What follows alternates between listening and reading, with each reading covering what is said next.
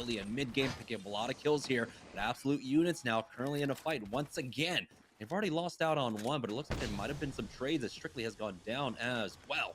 So this fight will continue on. Fat Fruit Ninja, though, gets dropped on from below, and he turns around just in time to take out Messiah. And it's going to be Absolute Units this time, taking the win over here at Epicenter. But hey, guys, Lifty needs to get rest. Go res him. Not only that, but you land at one of the more poor places, so you don't have enough resources to go and waste all your ammo like that unless you're switching guns. So that's why he picks up the EVA 8 there. But now the ping's going down, and they're probably predicting where this zone's going to be. Unfortunately, right now for Flashpoint, while you're rocking this crypto and you're over towards Harvester, you don't have any beacons to scan. So if they picked a different spot, that would have been great, but they're going to pick a central area, which is still going to be solid overall. And we'll see. That's a turbocharger with the Havoc there. Someone has to take that. Very rarely are going to find that one, but there is, it looks like Kupski is going to be the one that goes and takes it. But yeah, there's the ring pull, and it's going to go more towards the north. So this is going to be exciting.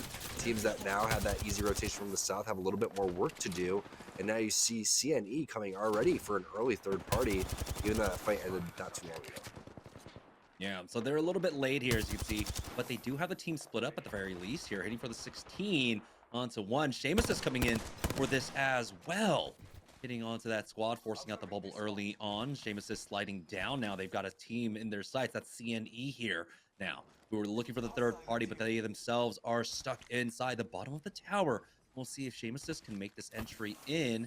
It looks like they will split to the left, one on the right now. Sumo going into the wide. Sweet hits for the 81. Oh, the Hemlock shot's connecting now, forcing out the bubble early on. The rest of Seamus not quite ready yet to push in. Arcstar forcing them away from that doorway as Dink actually gets hit. Here comes the peek out from Z Proficiency as he picks up 2, turning around this third party. CNE take out Seamus with ease. After that huge spray, I'm surprised he doesn't send it right there, and they allow them to heal. They back off. The rest of the team doesn't push in. Had to be because the caustic barrels that were laying towards that door, and it was. But if they just kind of swung over towards the side and protect each other, it would have been a much better situation. As we see Flashpoint starting to make their rotation through, very quick and early rotation. They also got the scan that they were looking for, even though, again, that Harvester doesn't have one. So going to kind of pick up the scraps from whatever was inside of that, and it's looking like a possible train ending. Not quite sure if they're going to set up over towards train or continue to push a little bit. The sniper pole is always another popular ending. There's that blue trailer, blue truck out there over towards that northwest side too. We'll see if we get an overhead of the map, and then exactly where all these teams start to set up. That should give us a good idea where it's going to be. EMP is going to be used by Flashpoint here, and it looks like that's just to try and get away from the squad, but they are still disconnected. Ooh, Synced is able to take out Helping, and unfortunately for Flashpoint here, they get caught on the rotation despite the use of their utility there. Now We Know Shroud are looking to pick up these early kill points, and they do have the top of this building as well, looking for the rest of Flashpoint. Just pay attention to Sync and his amazing map movement as he just continues to put on a clinic with his mechanics. Pickles now, after their fresh win, looking for some KP over here, showing that they can skirmish with the best of them on the outside. Looks like they are going to get Sir Liftslot, the knock with the Spitfire. R9 coming through for Crunchy. We'll see if he's going to be able to connect with it. Icy still is adding pressure over here with Bone, and they do have this player over towards the rock, so they're going to back off just a little bit, reset. They also have another fight going on over towards the side. Portal probably going to be used for Sleepy Panda. It looks like he's just going to dip out, and they're going to leave that. Sleepy Panda, 1 HP. They're not going to be able to connect. Fat Fruit Ninja fairly weak as well, but looks like they did get through the portal, and Sir Liftslot may have a little bit of that portal glitch where he's hopping fast. And we also have Sir Lifty going down once again.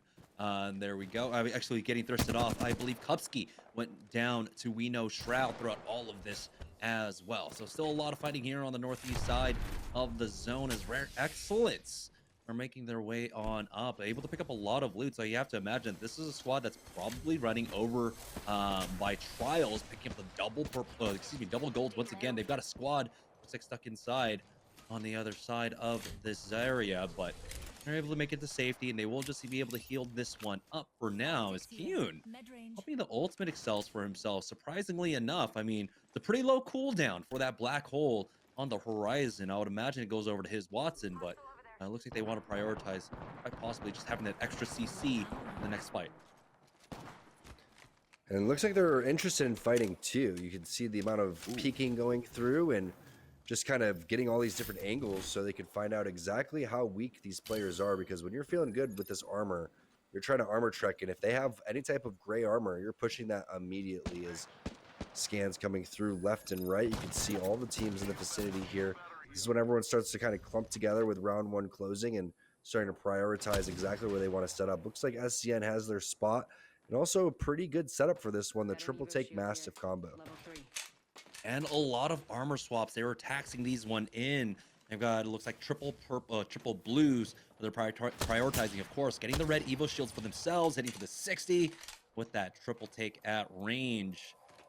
About 9 more shots of those, and he will be able to get that red Evo shield for himself this season. They're going for that scout with the drone, clearing one of their own. Fun has been on point so far. We're only 2 games in, but it's great to have him back competing. And the triple take mastiff combination is going to be amazing because, again, with Watson really falling out of the meta, if the other team, say a team like Flashpoint, rotates early, you know they're not going to have many cells. Maybe 1 battery each, 4 to 6 cells. If you just continue to poke damage those players, they are eventually going to run out. And they are going to have to just turtle inside and continue to get weaker and weaker. As we see what Smile's doing, they are stuck between a rock and a hard place. Inside this choke area, inside the train tunnel, you have to watch your back. Plus, you're worried about rotating in front because you have the scan. It's going to be a difficult spot to go through because we know at least 2 to 3 teams are sitting over towards train right now. Yeah, without, of course, every team not running a recon, they don't know the full state of the game. As it looks like Flashpoint just lounged one last player. He's gonna get peeked. Breakfast Club coming in, picking that one up as the Wally catchers find themselves in trouble. They were trying to make their way inside towards Countdown, but now they're getting poked away at range. As Kodagami hasn't been able to heal up the shields quite yet. It was South State forcing them back off of this one. A lot of our top squads already finding themselves inside Countdown for this ring.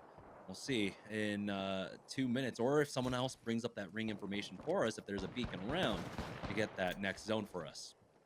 It's going to be really fun to watch Pride use this Anvil gold mag, basically almost a gold flatline here coming through for Pride. If he's going to do single fire with the Anvil, or if he's going to go and try to elect to do some up close bursting here. Either way, we saw him do ridiculous plays with that in the previous game when Bronzy hit him with that finger roll on the rock over there. He comes through and one clips the caustic through the gas. We had that one in the replay as we see what Pride's doing. They're playing this very, very open area towards this blue trailer, but you see the amount of caustic barrels they have down. Their idea is just to play the edge, and then eventually when a team pushes in, they'll try to get the kill from behind because it is such an open spot. But look at MNK. They're taking the building, the roof, and they have another team below them. Yeah, they have a team below them here, as they'll just go ahead and pop that just to make the exit. So excellent play coming out from MNK, controlling the one door, so they can now rotate all the way up. They're going to try and play the north side of this zone currently as they make their way through Skyhook for now. Wally catchers have fallen back towards this truck area where, honestly, the ring can pull this way. It used to favor this for some time now. We'll see if it does end up pulling here. The issue is just that the amount of pressure that can be applied onto them, but it's the pressure onto absolute units now. They are down to a duo. They have not ever been able to secure Sir Lifty, and so he is just completely gone as they try to back away off of MNK. Maybe MNK doesn't have the info that this is just a duo, so they don't pursue them. Now, absolute units are trying to create some distance and fight somewhere it's a little bit more favorable for them to try and take a 2v3. Exactly. They don't know it's just a duo, and this early in the game, you're not really expecting a team to do so, but that's just great pressure from absolute units. You have to kind of show and work together that it seems like there's more than more than 2 players on your team here. But that's the spot that they wanted to rotate because they understand where this zone's going to pull and how difficult these other chokes are going to be. So if you have to go through the train tunnel area, or excuse me, the bolt tunnel, you're going to end up most likely facing a caustic team, and that's not going to end up working. If you go over towards the other side, you're basically going into an area where there's tons of low ground, but there's other teams thinking the same thing. Big spray with the 3x Havoc there. Great recoil control for Fat Fruit Ninja. That's going to give him the purple armor that he's going to go and continue to push on. But this looks like it could be a team that's a little scared. They also don't know this is a duo, Jamerson. So great job by Absolute Units playing big with just 2 players. The scan did come down on top of absolute units, but of course, with the distances that they're getting scanned at, that third could have been just out of reach for now, as Sleepy Panda does check that flank once again. With this zone closing, though, they are committed over towards the Skyhook side. They'll still have multiple rotations if they want to go ahead and push through tunnel. They have a team in front of them, but they could also swing wide over towards that lava fissure side instead, but they are getting shot from there, and so it looks like that option now out of play. So their only play might be to go through M and K, who are standing above them, or excuse me, in front of them inside those buildings. Yeah, it may have to be some sort of portal play from Absolute Units, but you're kind of torn between playing big and also kind of waiting for teams to rotate in front of you so you could go make a big play, as they're using the drone to kind of loot here. So genius play. And speaking of portal plays, Stink making his move now towards this crate. Wally Catcher's trying to get aggressive, connects for 14 on the purple armor, is within range, plenty of range to get back to his portal, and is going to do so. So Kraber Mastiff, and he's going to go and drop that probably for one of his teammates, unless he wants to keep that, but that could go over to Kodagami. So whenever he ADSs, he gets that extra Gibraltar shield in front of him. Yeah, it's crafting on the other side of this fight here. Is that was an excellent snipe coming out to pick up that gun at the very least now. But Kodagami is not the one with the Kraber. He's the one with the G7 Scout, forcing them back. Tempest going with the scans as well as another squad shows up. It's going to be CNE. And so now crafting, they have to get out of dodge. They're about to get pinched. They can fall back into this tunnel, but that might just lead them further and further into another sandwich. Sandwiches on sandwiches for them at this point. We'll see how they survive this one. There's still 1 minute and 30 seconds for CNE to try and turn the screws on to them, but they're still worried about their back. There's a lot of ground to worry about here, and so they're doing a decent job. And they will be able to walk in with this zone with some playable spots, but they need to start kind of thinning out the herd on this side of the ring. I really would have loved to see them get more aggressive once they hit that 60 damage there and only took 20 damage. You could continue to just lay down fire with that Spitfire as Rare Excellence getting into a little bit of skirmish over towards the side. His Watson chuck on a couple grenades. He's going to also hit the portal as you see a little Gibby waddle over towards the front. They meet another team that's just been waiting in the wings the entire time. Last case scenario, last resort is play the low ground. That's exactly what they do here. Rare Excellence stuck in a tough spot. The good thing is they do have the grab lift here for Keown if he wants to go and try to use that one. But if they do so, it's going to be blindly without any Bloodhound scans. So it's a tough spot to be in right now with no portal. And I believe they've left a gold armor in play somewhere for another team to pick up. Now they will use that Horizon Gravity Lift to try and get aggressive on this squad, force them back out of this position. But no, looks like they will be able to take this back. This was their building. As you can see, that gold armor on the ground. His Watson will pick that one up for himself. And the zone will start closing in now very shortly. Team Superior on the flank on CNE, almost getting the knock onto one, but Prodigy Aces falls back down. Rakanishu now going for a right swing on the right-hand side. The scan comes out from Joey Blackout, giving him all the information he needs as he tries to poke up. He's got 2 in front of them. Hits for big damage with that flat line as Joey Blackout get that first knock onto Need Serious. They clear the barrel, able to get the angle now as they continue this hunt. Joey Blackout with a 30-30 repeater. That's the knock onto Cheese and Potato, and now there's just one left on this squad that they need to finish off. At the very least, they clear out this rotate for themselves. Here comes the portal for Prodigy Aces right into the waiting walls of another squad, though. They were not able to scout this one out. It's Team Pickles that are actually coming up from behind, but Team Pickles now are going to take so much zone damage. Our winners from game number 1, caught out on the rotate, might just go down to the ring here as Icy barely makes it in, along with Boney, Tony, and Crunch Can. But for how long the zone continues to close on in, and it looks like all 3 of them are just gonna go down. Icy barely survives. It's the med kit. The scan's right on top of him, though, as Team Superior are able to take out Team Crafting, who are stuck inside this tunnel. This is insane over towards the edge of this tunnel area. Is he gonna be able to get both the reses for Team Pickles? That would be ridiculous if he did so. But you can see Prodigy Aces is hitting the Ultimate Excel, getting ready possibly for another portal play here because they know they have to get out of dodge. Great spray coming in. It looks like the bubble play is going to come through too. They're going to catch this player out. That's going to be the last player alive. That's Boney Tone and Icy. Team Pickles, the winners from last game, going out in 13th place, 12 squads remaining. it's been pretty slow for the most part. A lot of teams showing respect for one another. It's been a very rotation heavy game, very get your loot and get out of your POY immediately and start setting up type of game.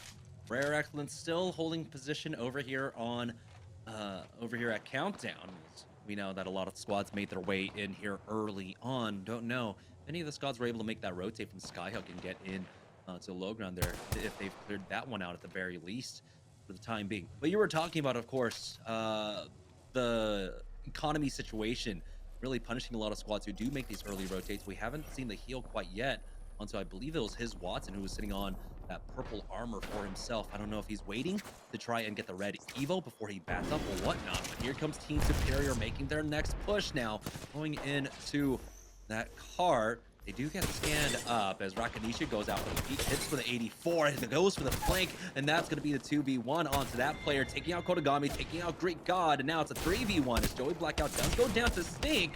The Eva 8 shots connecting for Flesh, and they will be able to finish them off. And they get another team fight win just in time, though, to heal up. And now they've got to make another push into Countdown. Absolute madness over towards that side of the map. It's been pretty chill over here because you can't really afford to get any fights, but now MNK with the right idea here. They have the bottom, they're checking both sides, and they're also waiting for these teams to rotate because they're exactly on the edge. Another team directly on the edge is MST, so they're just waiting, and it's going to be 6 with some nice scout shots connecting onto that player, almost getting the finish there. Onmu chucking some barrels and some thermites at the right exact time over towards that bubble, and another barrel too. Still has one in his back pocket and wants to use it. Also a nice job of shooting these, so they end up getting hit, and he's going to use the final bubble over towards the side. We know Shroud starting to push in. Gibby Neutron going to get a triple kill right there, finishing that one off with a Mastiff. Bottom 20 starting to push in too, and this is when all the teams start to just duke it out. MST still waiting over towards the side too. 3 different squads to scrub. MNK were able to pick up a purple Evo for themselves, and Niles now with 740 HP on that Evo as Niles will be able to heal this one up, but now the Zun does pull away to the north, and they get dropped on. Onmu is on top of him. Bane will be able to get that instant thirst onto the Niles as well. As bottom 20 controlling the top side of this area. MNK now down to just a duo, Clarify and Frex, trying to hold down this angle, but they're taking so much damage. A little sliver of cover to work with as well, as Frex is just looking for anything at this point to help him out of this position. Swapping off now, again, back over to that red Evo. Their only opportunity is try and full send on the squad possibly, but no, we're going to try and route this around, go to the east side, and avoid that fight as Panders picks up 2, Sleepy Panda and Fat Fruit Ninja MST to give themselves top 6. There's still a duo running around currently as MST are playing the north side of the zone. They have a full squad in front of them. I believe this is Rare Excellence who might be in position to try and slow them down. Team Superior have made their way on in, and they do have enough of the ring to play off of as well for this final close after this. I'm excited to see Joey Blackout use this 30-30. I feel like it's extremely underused, and it's a powerful gun.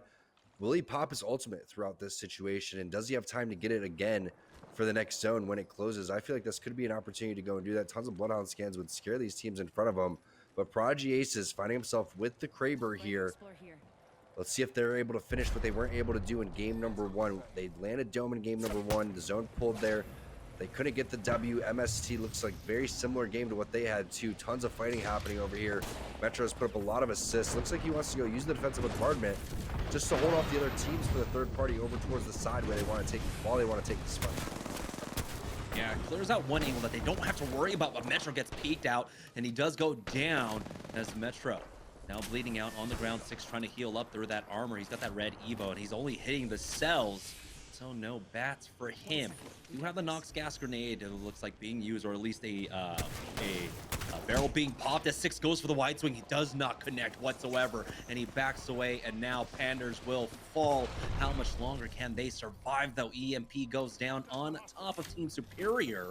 We still have 50 seconds before the zone starts closing. Nox gas grenade right into the bubble, and Prodigy Aces is forced to push out. Rakanishu will go down. Joey Blackout finds 1, but it's going to be Vayne to pick up all the kills for his squad, taking them out. And despite the heroics of Team Superior, Ultimately, this final push on the east side will go down as bottom 20 secure the east side for themselves. They get scurried back on up, and they will pick up this loot as MNK are trying to battle it out here on the low ground. Clarify will throw down that Nox gas grenade before his dying breath. He actually forcing them back completely, allowing him to bat up and stop that push as Frex throughout all of that gets a knock onto one of Rare Excellent, but as he tries to push that bubble, he will go down. We have the defensive bombardment being utilized as well. We're down to our top 4 squads. This Frex is just bleeding out here. Clarify, the only one alive for his team. Rare Excellent still on the low ground, but they are not stuck there. They have the horizon, they have the gravity lift to utilize as well, as South State looking strong again here in game number 2, despite getting the knock onto FPS Vayne. They're not going to be able to punish that quite yet. It's the slow ring closing in on our final 4 squads, Tom. You got to talk about how bottom 20 did such a great job with their wombo combo. It was Scurry with the EMP, then it was Amu with the Nox gas grenade to take out Team Superior. There's another Nox gas grenade being put down. Amu hits with a big 98. Looks like he answered with some damage of his own. Vayne takes a lot over towards the side. Pride gets the knock, though. That's going to be 2 players from South State compared to 0 actually coming in on the other side. So it looks like South State's able to survive throughout all this, but as we said that, is Waston comes up with Rare Excellence from the back. It was the Horizon Ultimate, the Black Hole, the Grav Lift, catching everybody off guard, but they did only lose 1 player throughout that. Pride and Mercy only still holding the inside of the building. And we still have the rat left for that 1 squad remaining here, as Rare Excellence are able to recover at the very least and heal up. Hyun popping that medkit inside the bubble. It does dissipate, and so he will have to go for the full channel off of it. And 25 seconds as this ring closes in closer and closer onto our final players. Vayne finally gets thirsted off. It's still a 3v2 here as Amu pushes up. Mercy goes down, and there we go. Rare Excellence with the push out will take the win in game number 2. But that's still South State being able to get 2 excellent finishes in a row. Consistent plays from South State. They're going to continue to creep up, but we were not expecting Rare Excellence. We were not expecting Team Pickles, 2 unknown dark horse teams taking the first 2 games here in Series E. Yeah, and what